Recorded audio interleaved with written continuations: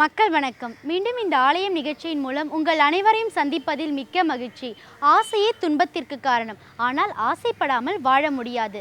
நமது விருப்பங்களை ஒழுங்குபடுத்தி கொண்டால் போதும், வாழ்வே ஆனந்தமாகும். நமது விருப்பங்களை செப்பனிடவே சமயமும் ஆலய தரிசனமும் உதவுகின்றன. அந்த வகையில் இதோ இந்த ஆலயம் நிகழ்ச்சி உங்களுக்காக.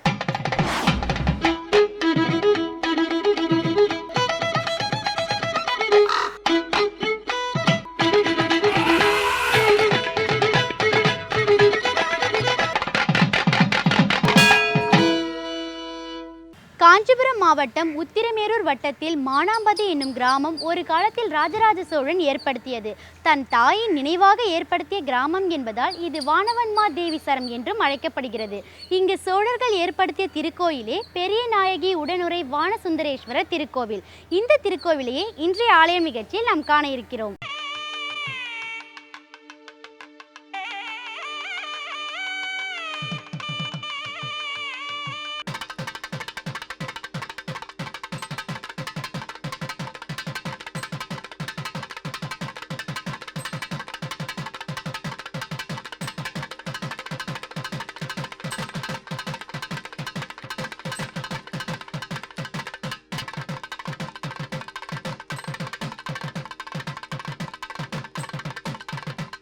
காஞ்சிபுரத்தில் இருந்து உத்திரமேரூர் செல்லும் வழியில் அமைந்திருக்கிறது இந்த பழமையான அற்புதமான திருக்கோயில்.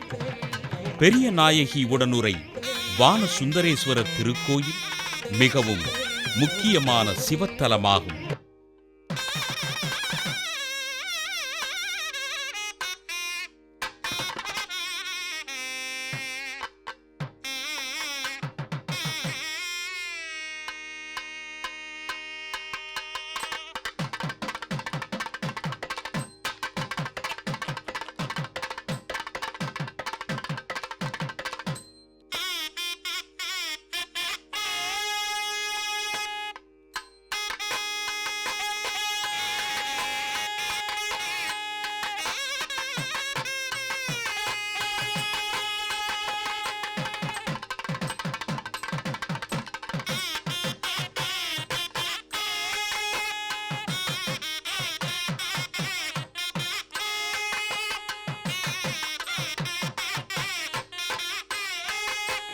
பல்லவர் காலத்தில் கட்டப்பட்டதாக சொல்லப்படும் இந்த ஆலயத்து கட்டிடக்கலையும் சிற்பக்கலையும் சோழர் காலத்தவை என்ற போதிலும் சோழர் கால கல்வெட்டுக்கள் ஏதும் கிடைக்கவில்லை.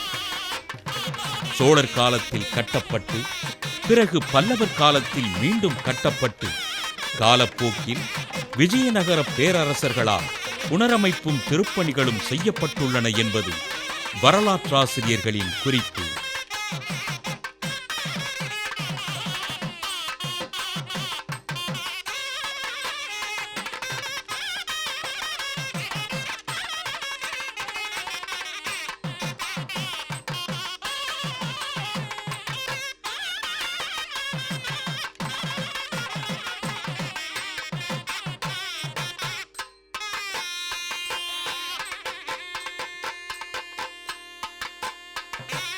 ஏறத்தாழ 1.5 ஏக்கர் நிலப்பரப்பில் அமைக்கப்பட்டிருக்கும் இந்த திருக்கோயிலின் ராஜகோபுரம் கம்பீரமாக காட்சியளிக்கிறது.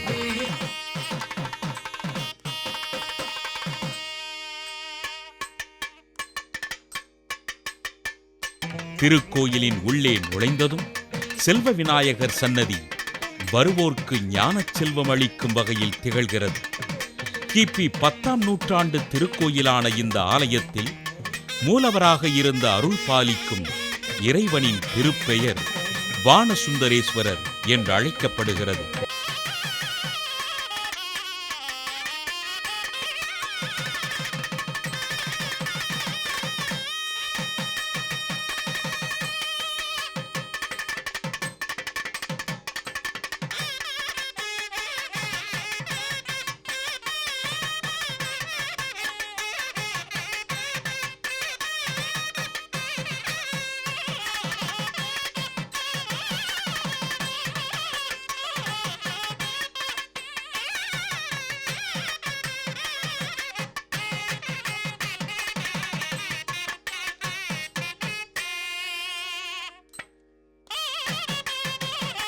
இந்த திருக்கோயிலின் அருள் வடிவாக எழுந்தருளியிருக்கும் அம்மையின் திருப்பெயர் பெரிய நாயகி என்பதாகும்.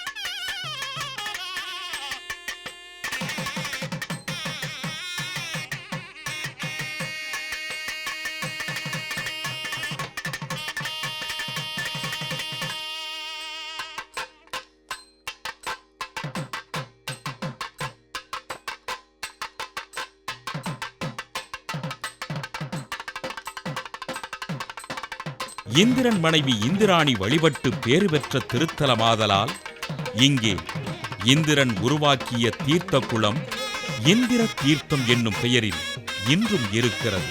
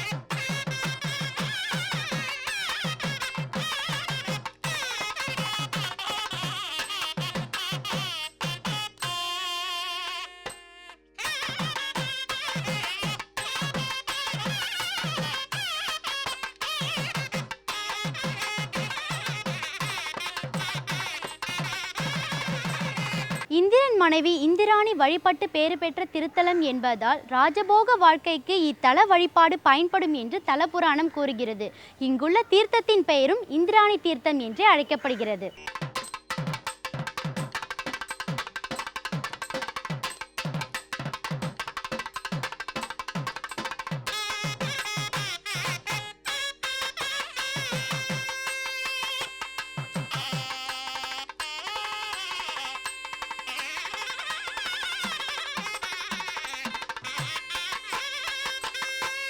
வானவன் மாதேவிச்சுரம் என்கிற மானாம்பதி என்ற இந்த ஊர் வரலாற்றில் குறிக்கப்பெறுகிறது. சுந்தர சோழனின் மனைவியான வானவன் மாதேவியின் மகனாக ராஜராஜ சோழன் தன் தாயின் நினைவாக ஏற்படுத்திய 5 ஊர்களில் இந்த ஊரும் ஒன்று.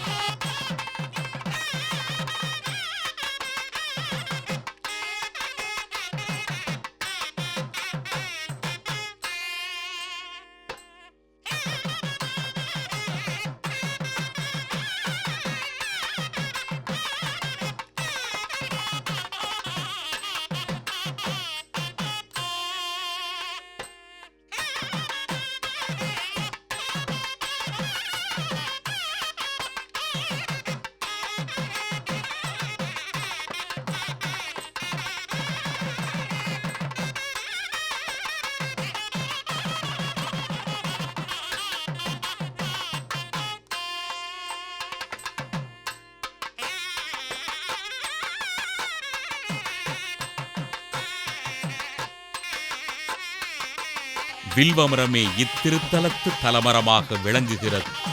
தேவர்களுக்கு அசுரர்களால் கொடுமைகள் அரங்கேறிய சமயத்தில் தேவேந்திரனின் மனைவியான இந்திராணி இந்த இடத்தில் இறைவனை நோக்கி கடுந்தவம் இருந்து வழிபட்டார். இந்திராணியின் பக்திக்கு உருகி இறைவன் அம்மையப்பராக திருக்காட்சி கொடுத்து அருள் புரிந்தார். இவ்வாறு இத்தலப் பெருமையை இத்தலவரலாறு தெரிவிக்கிறது.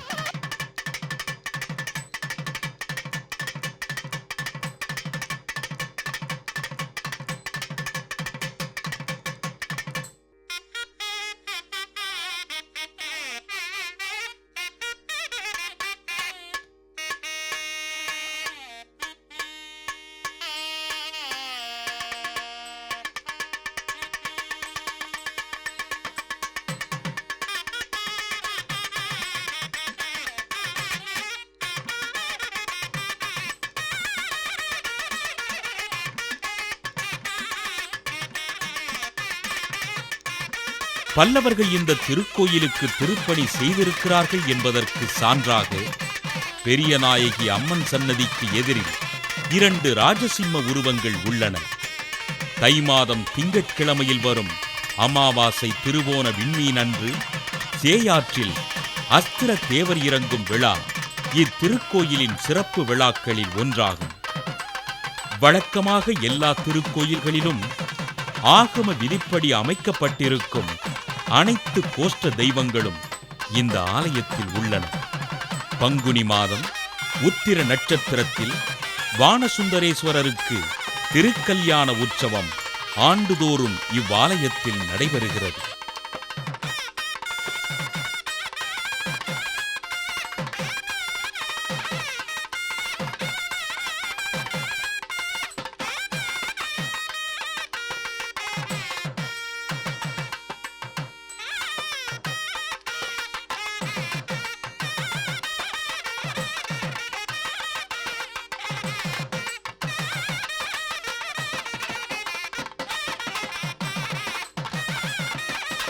பெரியநாயகி அம்மன் உடனுரை வானசுந்தரேஸ்வரர் கோயிலில் வந்து இறைவனையும் இறைவியையும் வணங்கினால் எல்லா வளங்களும் கூடுமென்று தலபுராணத்தில் கூறப்பட்டிருக்கிறது.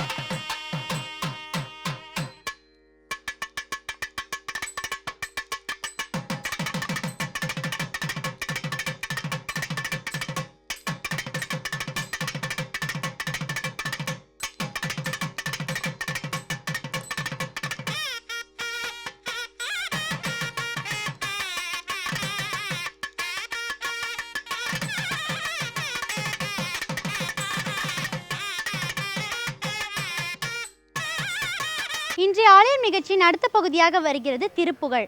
சந்தங்களில் பொதிந்த மெய்ஞானம் என்றால் அது திருப்புகழே. தமிழிசையின் ஆழத்தையும் அகலத்தையும் அறிய திருப்புகழை படித்தாலே அறிந்து கொள்ள முடியும். இனி இன்றைய பகுதியில் என்ன பாடல் என்று பார்ப்போம். எல்லோரும் இன்புற்றிருக்க நினைப்பதுவே அல்லாமல் வேறொன்று அறியேன் பராபரமே. அருணகிரிநாதருடைய பாடல்கள் என்றால் நம் எல்லோருடைய நினைவிலும் நிற்பது முருகப்பெருமான். ஏன்னா முருகனை பற்றி பேசுவது என்றால் அருணகிரிநாதருடைய திருப்புகழ். அதே சமயம் அருணகிரிநாதர் ஆறுமுக வள்ளலை பற்றி மட்டும் தான் பாடியிருக்கிறார் என்று நாம் நினைத்தால் அது மாபெரும் தவறு. அருணகிரிநாத சுவாமிகள் அவருடைய திருப்புகழில் சொல்லாத நம் மறைகளோ உபநிடதங்களோ இதிகாசங்களோ புராணங்களோ அல்லது அந்தந்த ஊர் வரலாறுகள் தல வரலாறுகள் என்று சொல்கின்றோம் அல்லவா, அந்த தகவல்களோ அருணகிரிநாதர் சொல்லாதவே இல்லை. அவருடைய பாடலில் அவர் இராமாயணத்தை மற்ற யார் யார் எவ்வாறு அனுபவித்தார்களோ, அது வால்மீகியாக இருந்தாலும் சரி கம்பராக இருந்தாலும் சரி, அவர்கள் அவ்வளவு பேர்களையும் விட அருணகிரிநாத சுவாமிகள் அவ்வளவு அற்புதமாக அனுபவித்திருக்கிறார். திருச்செந்தூர் திருப்புகழ் தொந்தி சரிய எனும் திருப்புகழ் பாடல் மிகவும் நீளமானது. அதன் காரணமாக பாடலின் பிற்பகுதியை பார்த்துவிட்டு, பாடலின் பிற்பகுதி தான் இந்த நிகழ்ச்சியிலும் அடுத்த நிகழ்ச்சியிலும் இடம்பெறும். அதற்கு பிற்பாடு முற்பகுதிக்கு விளக்கம் வரும்பொழுது பாடலை நாம் முழுமையாக பார்க்க போகின்றோம். பாடலின் தொடக்கம் தொந்தி சரிய எனும் சொல்லக்கூடிய திருச்செந்தூர் திருப்புகழ் நாம் பின்பகுதியை இப்பொழுது பார்க்க போகின்றோம். எந்தை வருக ரகுநாயக வருக மகிழ்ந்த வருக மகனே இனி வருக என் கண் வருக எனதார் உயிர் வருக அபிராம இங்கு வருக அரசே வருக மூலை உங்க வருக மலர் சூடிட வருக என்று பருவினோடு கோசலை புகழ வருமாயில் சிந்தை மகிழும் மருகா குறவரிள வல்கி மருவும் அழகா அமரர் சிறை சிந்த அசுரர் கிளை வேரோடும் அடிய ஆடு தீர திங்களரவு நதி சூடிய பரமர் தந்த குமர அலையே கரை பொருத செந்தில் நகரில் இனிதே மருவி வளர்பெருமாளே. நீளமான பாடல். நாம் பிற்பகுதியைத்தான் பாடலாக பார்த்திருக்கின்றோம். இதில் இந்த அருணகிரிநாத சுவாமிகளை தவிர மற்ற யாரும் இந்த அளவுக்கு ராமரை, அது வால்மீகியாக இருந்தாலும் சரி, கம்பராக இருந்தாலும் சரி, யாராக இருந்தாலும் அருணகிரிநாத சுவாமிகள் இங்கே ராமனை அனுபவித்த அளவுக்கு யாரும் அனுபவிக்கவில்லை. அந்த கௌசல்யாதேவி குழந்தைக்கு பால் ஊட்டுகின்றாள். அந்த குழந்தையை அவள் எவ்வாறு அழைக்கின்றாளாம்? எந்தை வருக. இந்த பாடலில் ஒரு நுணுக்கம். எந்தை வருக, எண்ணி பாருங்கள் வேண்டுமென்றால். எந்தை வருக, ரகுநாயக வருக, மைந்த வருக, மகனை இனி வருக, என் கண் வருக, எனது ஆருயிர் வருக அபிராமா, இங்கு வருக அரசே வருக, முலை உண்க வருக, மலர் சூடிட வருக. எவ்வளவு வருக? 10 வருக. அப்பா ராமா, தச அவதாரங்கள், மகாவிஷ்ணு தச அவதாரங்கள் எடுத்ததாக 10 விதமான அவதாரங்களை சொல்லிக் கொண்டிருக்கின்றோம் அல்லவா? அப்பா, தச அவதாரங்களில் ஒரு அவதாரமானவன் நீ ராமன். தெய்வமே எனக்கு வந்து குழந்தையாக பெருந்திறக்கின்றது.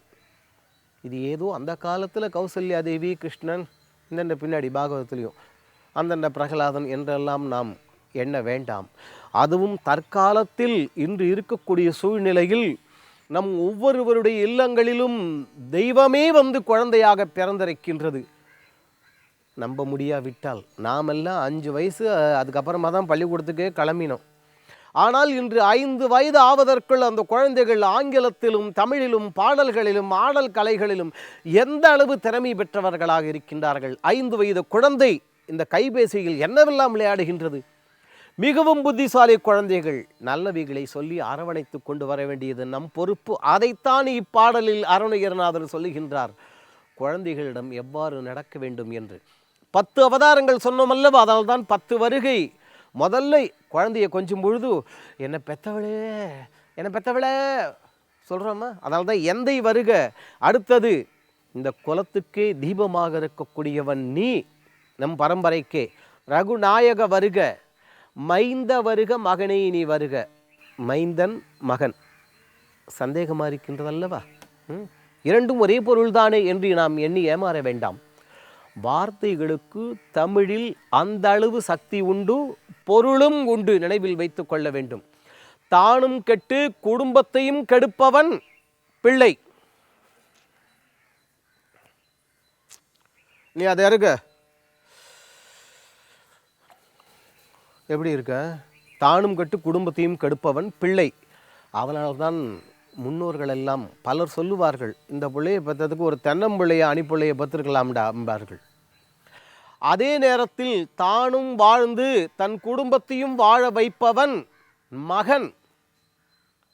தானும் வாழ்ந்து தன் குடும்பத்தையும் வாழ வைத்து இன்னும் 10 பேர் குடும்பத்தை வாழ வைக்கின்றான் அல்லவா, அவன் மைந்தன். அதனால்தான் மைந்த வருக, மகனே இனி வருக. இவ்வாறு கௌசல்யாதேவி சொன்னவுடன் அங்கிருந்து கிளம்பிய ராமச்சந்திரமூர்த்தி அந்த புறமாக போய் இருக்கிறார். அந்த பக்கம் என் கண் வருக என்கின்றாள் கௌசல்யாதேவி. ராமனா வருவான்? ஏன் வரவில்லை? கௌசல்யாதேவி என்ன செய்தாள் என்பதை அடுத்த நிகழ்ச்சியில் பார்ப்போம். அந்த ஆறுமுக வள்ளல் நம் எல்லோருடைய உள்ளங்களிலும் இல்லங்களிலும் எழுந்தருள் இருந்து எல்லா விதமான மங்களங்களையும் அருள வேண்டுவோம். அவன் அருளுவான். சரி நேயர்களே, நம் மனதுக்குள் 1000 துயரங்கள் இருந்தாலும் இன்றைய ஆலயம் நிகழ்ச்சியை பார்த்தவுடன் அவை மறைந்திருக்கும் என்று நம்புகிறோம். இந்நிகழ்ச்சி குறித்த உங்கள் கருத்துக்களை எங்களுக்கு தெரியப்படுத்துங்கள். மீண்டும் வேறொரு ஆலயம் நிகழ்ச்சியின் மூலம் உங்களை சந்திக்கும் வரை உங்களிடமிருந்து விடை பெறுவது சரண்யா. நன்றி, வணக்கம்.